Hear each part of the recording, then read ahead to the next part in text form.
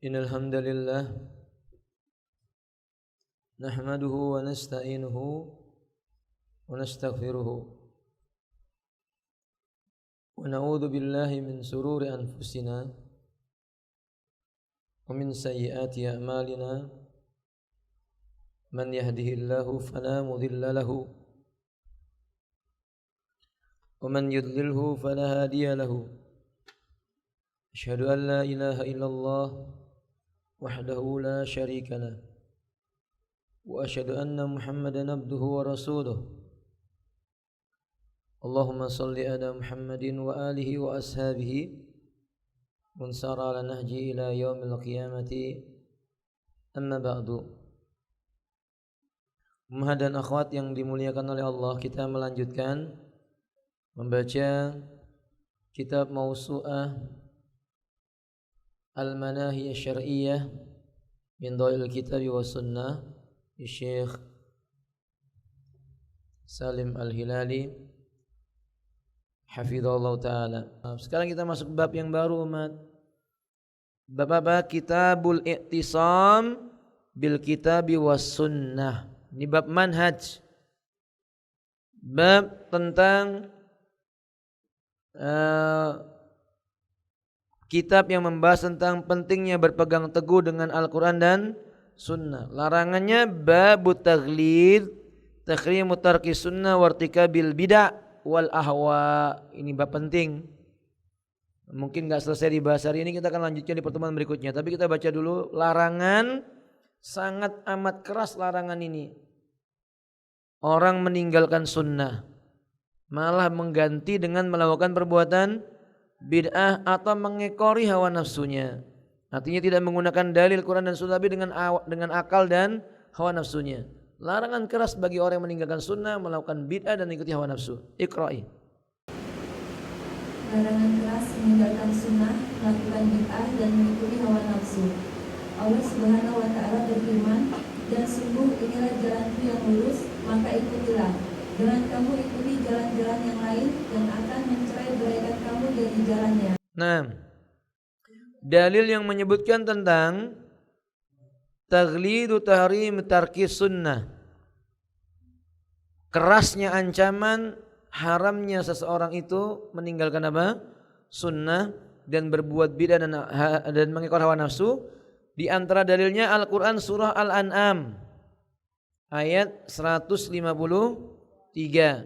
Wa anna hadza sirati mustaqiman fattabi'uhu wa anna hada, dan sesungguhnya inilah sirati, jalanku, mustaqiman, jalan itu lurus, fattabi'uhu, maka ikutilah olehmu jalan yang lurus, wala tattabi'us subula, jangan kamu ikuti jalan-jalan yang banyak. Ibu lihat di sana, Allah mengatakan wa anna hadza sirati, ini jalanku yang lurus. Bentuknya bentuk apa? Tunggal. Lalu Allah katakan wala tattabi'us subul, jangan kamu ikuti jalan-jalan yang banyak. Bentuknya apa? Jama', menandakan di muka bumi ini umat, Anda akan menjumpai banyak jalan, tapi yang lurus cuma satu. Selain yang satu ini jalannya bengkok. Allah katakan fatafarraqa bikum an sabilih, jalan-jalan yang banyak itu akan memecah belah kamu, memalingkan dari jalan yang lurus yang cuma satu tadi. Dzalikum wasaqum bihi, demikianlah Allah memerintahkan kepadamu untuk berpegang dan berjalan di atas jalan yang lurus tersebut. La'allakum tattaqun, agar kamu benar-benar bertakwa. Bagaimana ayat ini? Aisyah menceritakan, an Aisyah radhiyallahu taala anha qalat, dari Aisyah radhiyallahu taala anha beliau berkata, qala Rasulullah sallallahu alaihi wasallam, bersabda Rasulullah sallallahu alaihi wasallam, man ahdasa fi amrina hadza ma laysa minhu fahuwa raddun, barang siapa mengada-ngadakan perkara baru dalam urusan agama ingat baik-baik ini Ibu. Amruna dalam hadis ini adalah urusan yang ada kaitannya dengan apa? Agama, bukan dunia. Jangan salah paham. Yang Nabi katakan man ahdatsa fi amrina hada, barang siapa mengadakan perkara baru dalam urusan agama, bukan lain agama. Malaisa minhu, yang bukan termasuk bagian dari agama dikatakan agama, fahuwa raddun, maka urusan itu ditolak sama Allah. Hadis lainnya berbunyi man amila amalan laisa alaihi amruna, barang siapa mengerjakan sebuah amalan, amalan tersebut tidak ada contoh agamanya dari kami, fahuwa raddun, amalannya diapakan? Ditolak. Ini yang mengucapkan Nabi. Semua orang yang akalnya sehat, fitrahnya masih lurus, dan cinta dengan Allah dan Rasulnya, mengaku ahlus sunnah, pasti akan berkata ini hadis sahih. Hadis ini riwayat Imam Bukhari, hadis ini juga riwayat Al-Imam Muslim. Imam Bukhari dalam kitab sahihnya nomor 2697, Imam Muslim nomor 1718. Ini hadis sahih. Kalau orang punya akal sehat sedikit aja, dia akan mengetahui bahwa ucapan Nabi tidak mungkin datang dari hawa nafsu. Dan Nabi pasti mengatakan ini disetujui oleh siapa? Allah Subhanahu wa taala. Lihat hadis berikut ini, An Jabir bin Abdullah radhiyallahu taala anhu qala, dari Jabir bin Abdullah radhiyallahu taala anhu beliau berkata, kana Rasulullah sallallahu alaihi wasallam idza khataba ihmarrat ainahu, jika Rasulullah sallallahu alaihi wasallam itu dahulu berkhutbah, maka khutbah beliau akan tampak kedua matanya memerah. Wa ala sautu, suaranya itu akan meninggi. Wastadda ghadbuh, dan semakin keras seperti orang yang marah. Hatta ka'annahu mundiru jaishin, keadaannya seperti seorang komandan perang yang memperingatkan tentaranya. Yaqulu sabbahakum wa massakum, yang berkata kepada pasukan-pasukannya, hati-hati ini ada musuh menyerang. Ada musuh menyerang. Mereka berteriak, ada musuh di sana, ada musuh di sini. Wa yaqul, di antara khutbah beliau mengatakan, bu'istu ana wasa'ati kahataini, antara aku dengan hari kiamat, antara aku dari kiamat ketika aku diutus, jaraknya itu seperti ini. Yani wa yukrinu baina usbu'aihi, ketika itu Nabi mengangkat dua jari, telunjuk dan yang tengah. Jadi antara aku diutus dengan kiamat seperti ini, yang angkat jari tangannya itu. Berarti apa maknanya Om? Dekat. Nabi tidak mengatakan jari telunjuk dengan jari apa? Kelingking, enggak begini enggak. Tapi Nabi mengatakan demikian. Menunjukkan bahwa jaraknya apa? Sangat dekat. Nah kemudian kata beliau selanjutnya, wa yaqul amma ba'du, lalu beliau mengatakan adapun sesudah itu, amma ba'du, fa inna khaira al hadisi kitabullahi, sesungguhnya sebaik-baik perkataan itu adalah Al-Quran, yaitu kitabullah. Lalu kata Nabi selanjutnya,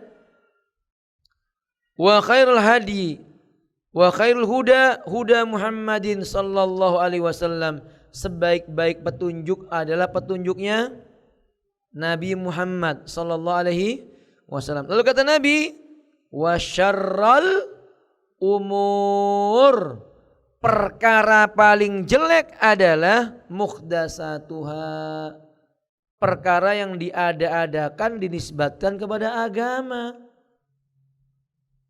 Lalu kata Nabi selanjutnya, wa kullu bid'atin dolalah, Nabi yang mengatakan, dan yang namanya bid'ah setiapnya adalah sesat.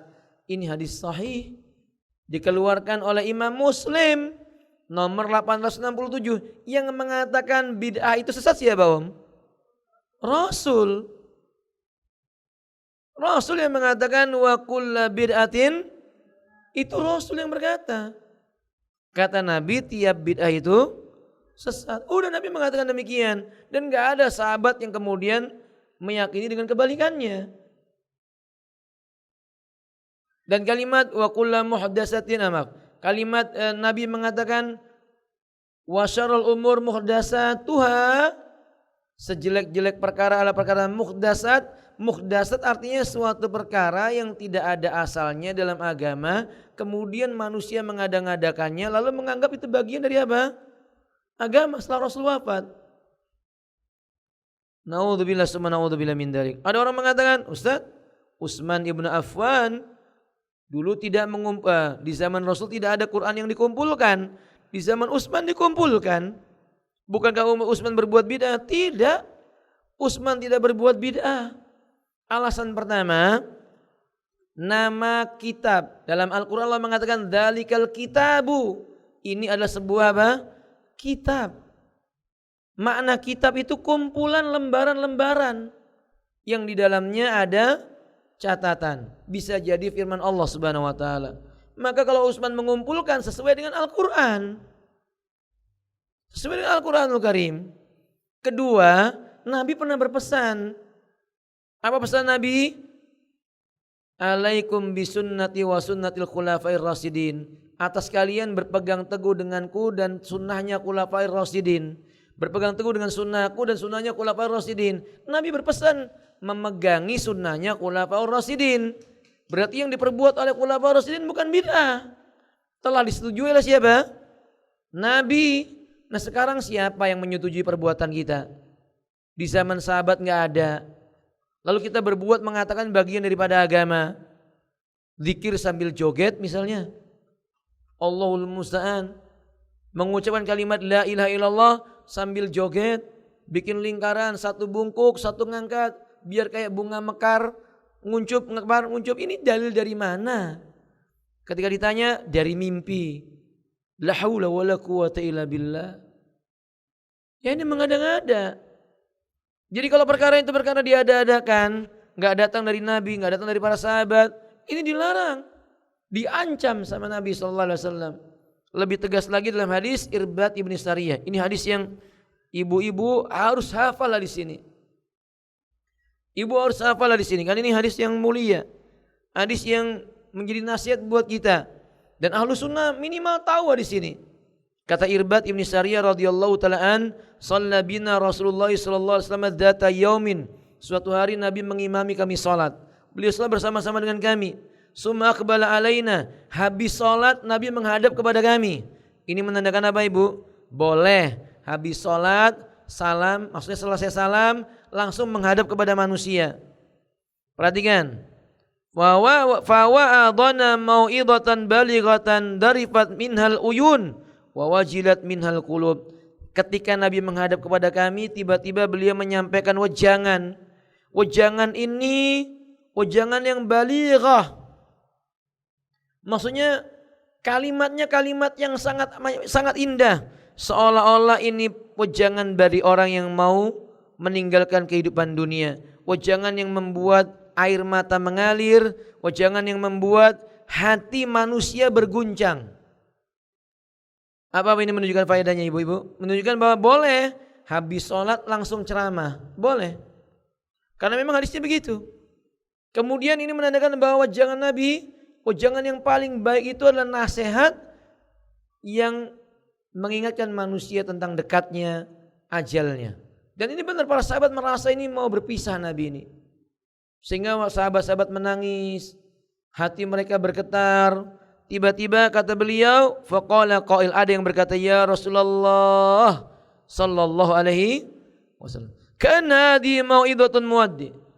Sepertinya ini wejangan nasihat dari orang yang mau berpisah dari kami. Kata beliau demikian, famada tahudu ilaina, apa yang kamu pesankan buat kami?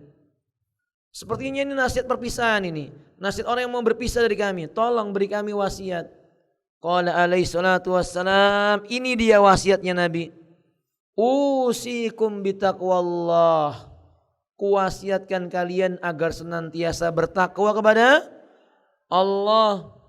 Kerjakan perintah, tinggalkan larangan, takut dengan pengawasan Allah di atas sana. Wasam'i wa ta'ah, dengarkan dan taati pemimpinmu.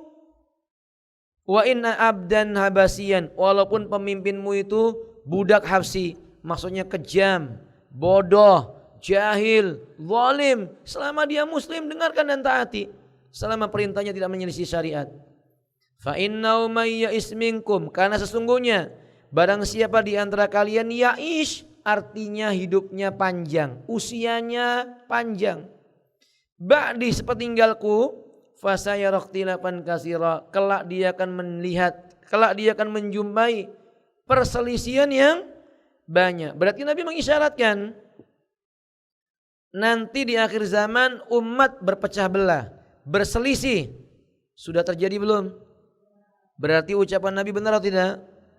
Tinggal pertanyaannya, apa penyebabnya? Kenapa umat ini berpecah belah? Tapi jelas Nabi sudah katakan umat berpecah belah. Nabi kasih solusi sembari memberitahu penyebabnya. Solusinya kata Nabi, fa'alaikum bisunnati. Kalau kamu jumpai manusia berselisih, di akhir zaman berbeda pendapat, kalian tempuh jalan dengan berpegang dengan sunnahku. Wa sunnatil khulafair rasyidin, dan jalan hidup sunnahnya para khulafaur. Pegang itu agama. Agama itu sunnahnya Nabi, sunnahnya khulafaur. Itu pegangi. Al-Mahdi sepeninggalku tamassaku biha, pegang teguh, pegang teguh. Apa itu sunnah itu? Wa addu alayya bin nawajid, kalau perlu gigit sunnah itu dengan gigi geram. Maksudnya ini zaman fitnah, berat banget beragama. Sampai memegang agama seperti lelaki yang memegang bara api. Berat. Kalau dilepaskan dia lepas dari agama, kalau dipegang dia terasa panas. Kayak sekarang ibu-ibu pakai cadar, pakai jilbab besar, dicela, dicaci, dimaki. Tapi kalau menanggalkan jilbab masuk neraka. Maka bagaimana caranya? Tamassaku biha, pegangnya keras-keras. Jangan megangnya setengah hati. Bara api itu ibu kalau digenggam dengan kuat, apa yang terjadi? Padam. Padam apinya tapi tetap tergenggam. Paham? Begitu sunnah. Sunnah itu kalau Anda megangnya setengah-setengah, diejek, futur. Tahu futur bu? Apa futur? Iya, jadi melemah keimanannya. Tapi kalau megangnya itu kafah, sempurna, pegang kuat-kuat, gak peduli sama yang lainnya, dia akan hidup dengan tenang. Lalu Nabi memberitahu penyebabnya. Apa penyebabnya perpecahan? Iyyakum wa muhdatsatil umur. Jauhi olehmu mengada-ngadakan perkara baru dalam agama. Ini penyebabnya perpecahan.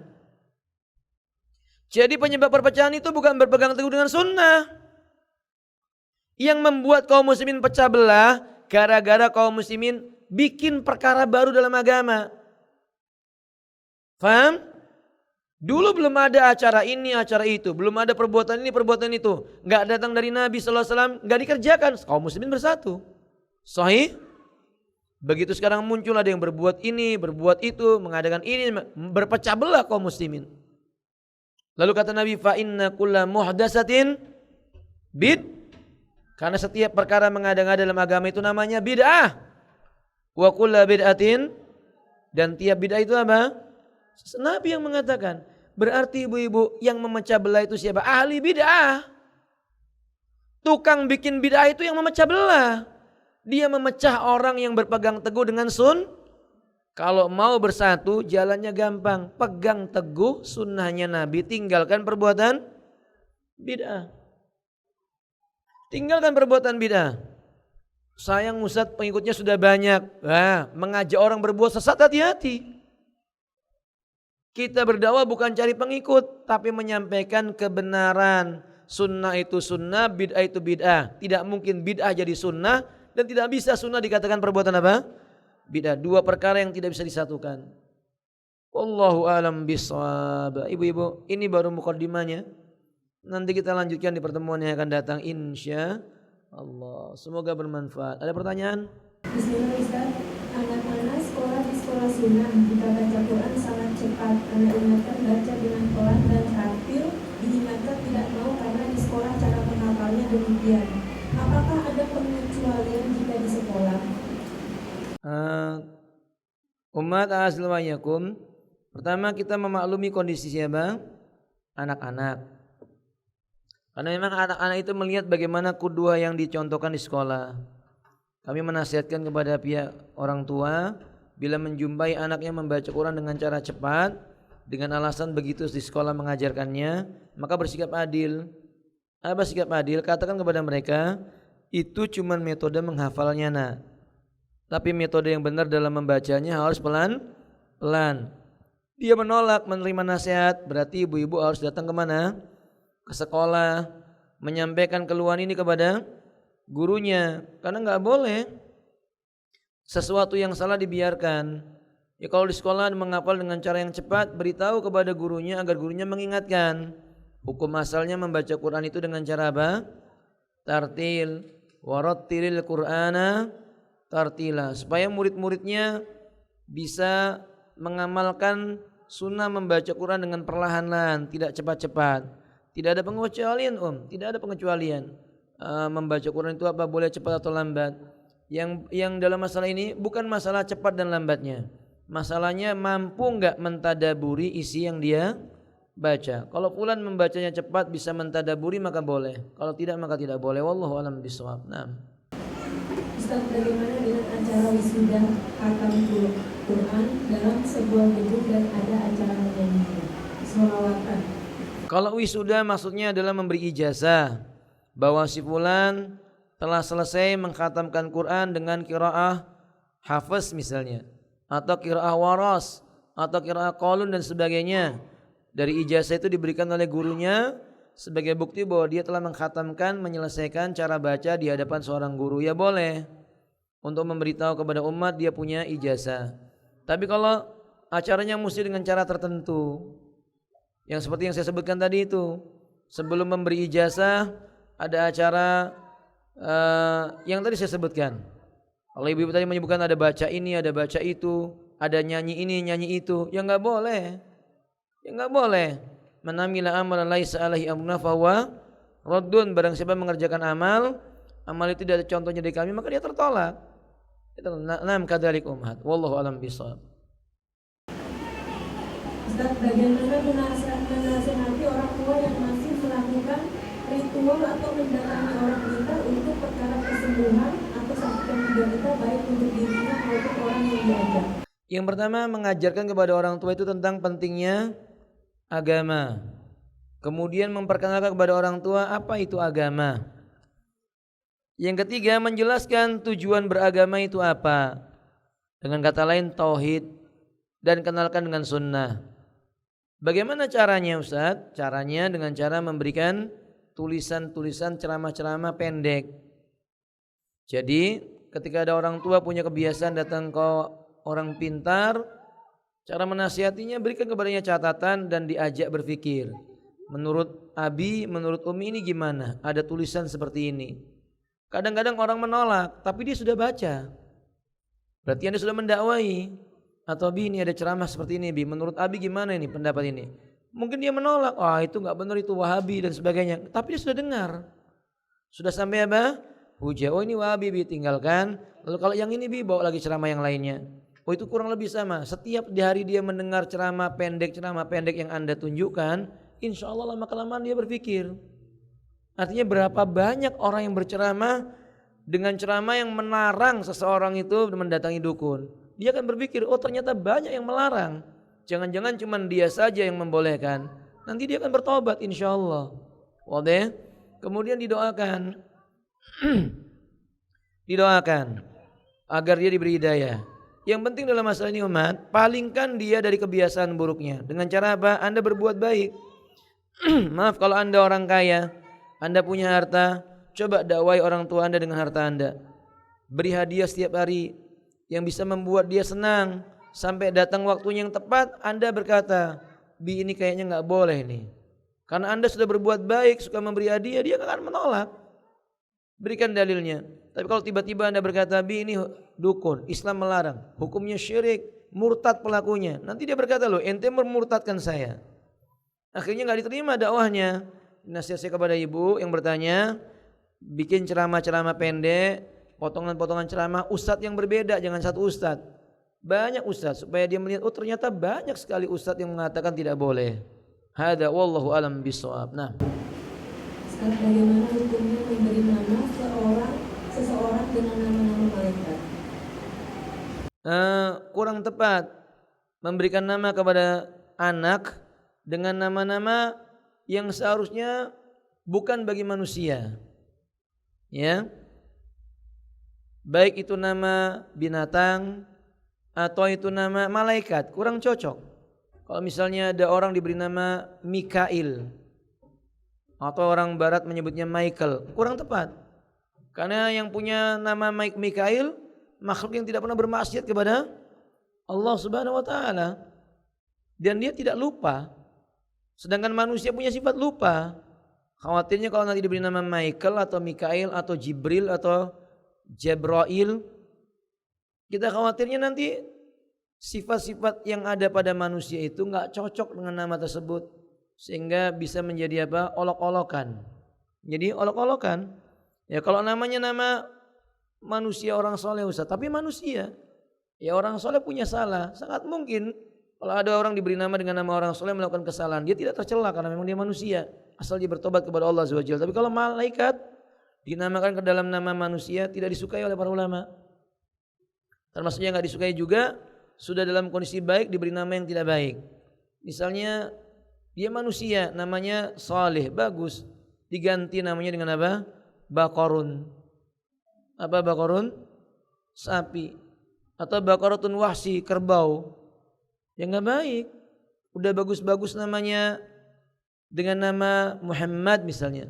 Tiba-tiba diganti namanya dengan nama para raja wali atau elang atau apa lagi begitu. Ya kalau misalnya mau memberi nama yang cocok dengan nama manusia, ya nama-nama yang baik. Zainab, kalau perempuan Fatimah, Salihah, apalagi yang sebisa Sajidah, wanita yang senantiasa bersujud kepada Rabbnya, bagus. Wallahu a'lam bishawab. Nah. Ustaz, apakah memberikan tips pada petugas SPBU atau terapis bekam yang sudah mendapatkan gaji termasuk gulung atau hadiah yang termasuk gulul yang dilarang? Pekerja apapun yang telah digaji oleh sebuah lembaga yang dia bergaji, yang dia menggajinya. Ibu datang ke Mahat Tahfidz Quran, gurunya sudah digaji sama lembaga tahfidzul Quran. Lalu ibu datang memberi hadiah, itu gulul. Ibu tahu bahwa petugas SPBU sudah digaji oleh siapa? Perusahaannya. Lalu ibu memberikan kepadanya tips, itu namanya gulul. Wadah? Itu gulul, enggak diperbolehkan. So itu ikhwati a'azlu ayyakum, hadiyatul umal gululun. Hadiah buat pekerja atau pegawai yang sudah digaji itu gulul, kecurangan. Boleh. Kalau ibu misalnya ibu memberi petugas SPBU, suatu saat ibu lewat, ibu harusnya ngantri karena dia sudah sering memberi tips kepada dia, ibu didulukan, lewat sini ibu. Akhirnya kan begitu. Wadah? Membuka pintu fitnah. Sahih atau sahih? Nah, ada. Wallahu a'lam bishawab. Ustaz, bagaimana hukumnya seseorang yang sudah pergi nonton ke bioskop walaupun bersama suaminya? La haula wa la quwata illa billah. Atau lebih tepatnya inna lillahi wa inna ilaihi rajiun. Tinggal disolatkan, dikuburkan. Maksudnya hatinya. Ummahat, akhwat, kok nonton ke bioskop itu loh? Apa yang mau ditonton? Akhwat pakai jilbab besar, cadar, suaminya jenggotan, celana cingkrang, keluar dari bioskop XXI. La haula wala quwata illa billah. Ya enggak boleh. Enggak boleh, bertakwa kepada Allah SWT. Ibu-ibu, ana mau nanya, bioskop itu notabene-nya tempat maksiat atau tempat ibadah? Jujur, tempat maksiat atau tempat zikir? Maksiat. Bisa dipastikan enggak ada orang di bioskop qiyamul lail. Sahih? Bisa dipastikan di bioskop enggak ada orang yang mengucapkan astagfirullah. Paling kalau nonton kaget teriak. Sahih? Biasanya yang datang ke bioskop itu, maaf ibu, bioskop itu terang atau gelap toh? Nah, berarti pernah nonton di sana gitu ya. Gelap ya Om ya? Iya. Tempatnya gelap. Dan biasanya yang datang ke sana siapa? Orang-orang yang suka maksiat. Yang berdua-duaan laki-laki dengan perempuan yang bukan mahramnya. Kan saya datangnya sama suami Ustadz. Ya tapi kan itu tempat maksiat. Jangan dekati tempat-tempat kemaksiatan. Yang ditonton saya mau nanya. Yang ditonton itu kebohongan atau kejujuran? Hah? Benar. Kebohongan atau kejujuran? Kalau gitu ibu suka dibohongi. Ya wajar kalau kemudian sama suami nonton apa? Film yang isinya kebohongan. Wajar kalau ibu-ibu suka dibohongi sama suaminya. Karena yang ditonton adalah sesuatu kebohongan. Saya katakan kepada ibu, enggak boleh. Udahlah di rumah saja. Di rumah mengambil waktu yang bermanfaat bersama dengan suami. Bercerita dan sebagainya. Ustadz, kan Nabi pernah nonton pemain apa? Pedang. Itu bukan bioskop. Itu tempatnya di mana? Di masjid. Orang itu sedang bermain pedang dan tombak, memainkan keahliannya, ditonton oleh Nabi dan Aisyah. Tempatnya juga terang, bukan apa? Gelap. Dan yang nonton orang-orang soleh. Tujuannya untuk memberikan hiburan yang bermanfaat. Kalau yang tadi itu kan kebohongan. Sahih? Maka kami katakan, sudah ibu tinggalkan. Jangan nonton di bioskop. Ustaz, kalau enggak di bioskop boleh enggak di tempat lain? Wallahu alam. Khalas sudah ibu ya. Nama ada Allah. Iya. Layar tancap gitu ya bu ya. Allahumma musta'an. Iya. Ustaz, bagaimana hukum seseorang yang suka mengupload foto-foto makanan di medsos? Apakah itu lebih baik dihindari? Apakah hal tersebut itu lebih baik dihindari? Ibu-ibu fungsinya upload apa dulu? Kalau misalnya upload itu tujuannya untuk menunjukkan nikmat Allah yang tidak memudaratkan diri dan orang lain bisa mengambil faedah, ya nggak apa-apa. Misalnya ibu ngupload foto sayur asem. Nanti kemudian orang bertanya gimana cara bikin sayurnya, ibu jelaskan. Insya Allah masih manfaat. Tapi kalau ibu ngupload foto keponakan yang jamilah, hasna, wajahnya cantik jelita, di foto dipasang di medsos. Ya tujuannya apa? Kalau misalnya ada laki-laki tertarik melamar, kira-kira diterima enggak? Enggak juga kan? Berarti kan enggak ada manfaatnya. Kita khawatir itu termasuk membuang-buang apa? Waktu dan harta. Nabi mengatakan Allah benci kepada seseorang 3 perkara. Innallaha qara'a alaikumus salasin. Yang pertama apa ibu? Qila wa qala. Berita hoax. Yang kedua apa kata Nabi? Idha'atul amwal, buang-buang harta. Ibu ketika mengupload itu pakai kuota enggak? Harta atau bukan? Harta atau bukan? Ditanya enggak sama Allah? Ditanya. Kalau enggak ada manfaatnya, jangan. Jadi lebih baik kami anjurkan, dihindarilah kebiasaan mengupload foto diri. Kecuali ada manfaatnya. Wallahu alam bishawab. Sampai di sini mudah-mudahan bermanfaat. Kalau salah itu datang dari hawa nafsu saya dan gangguan syaitan, maka saya bertaubat kepada Allah Subhanahu wa taala, semoga Allah mengampuninya. Dan jika benar, semoga kebenaran itu bisa menjadi sebab kita mendapatkan kebaikan di dunia sebelum di akhirat. Dan semoga dengan sebab kebenaran itu Allah kumpulkan kita di dunia, kemudian Allah kumpulkan lagi di surganya Allah Subhanahu wa taala. Wa sallallahu wasallam ala nabiyyina Muhammadin wa alihi washabihi ajmain wa subhanakallahumma bihamdika asyhadu an la ilaha illa anta astaghfiruka wa atubu ilaik. Walhamdulillahirabbil alamin. Assalamualaikum warahmatullahi wabarakatuh.